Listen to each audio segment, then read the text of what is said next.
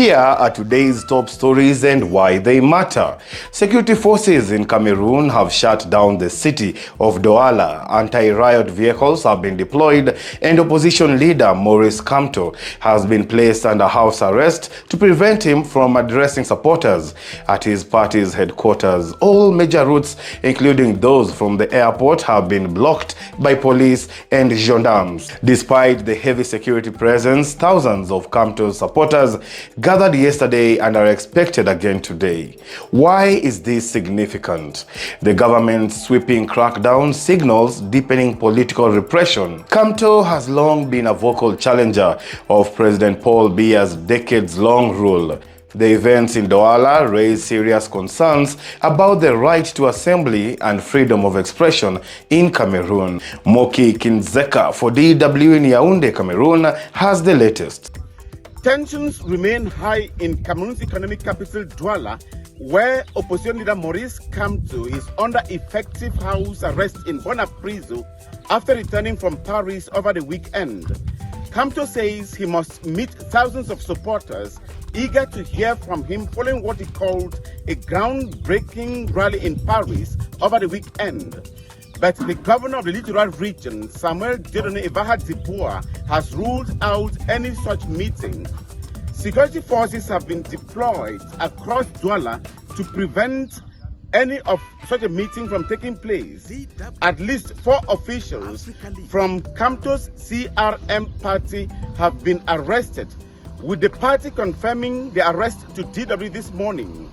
Many businesses in the city remain shut, and it's unclear when normalcy will return.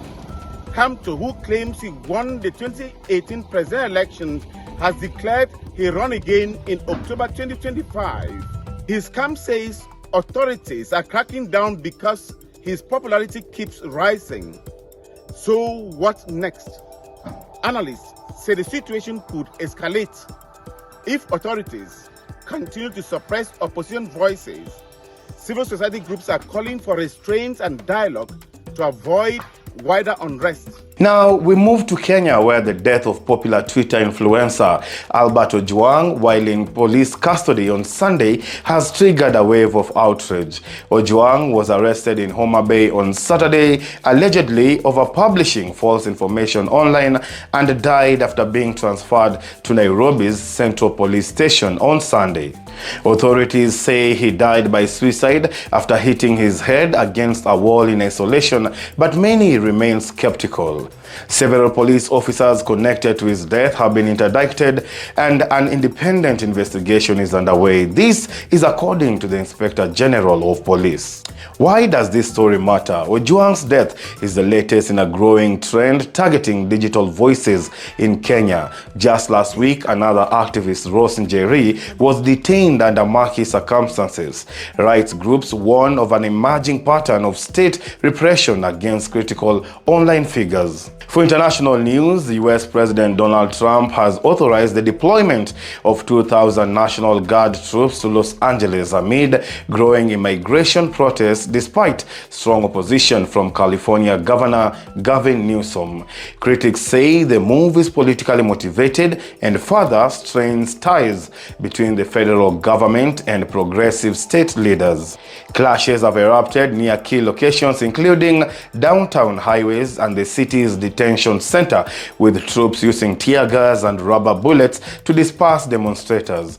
Protests have entered a third day, with some vehicles set ablaze and dozens arrested. Governor Newsom has condemned the deployment as a breach of state sovereignty and a calculated political stunt.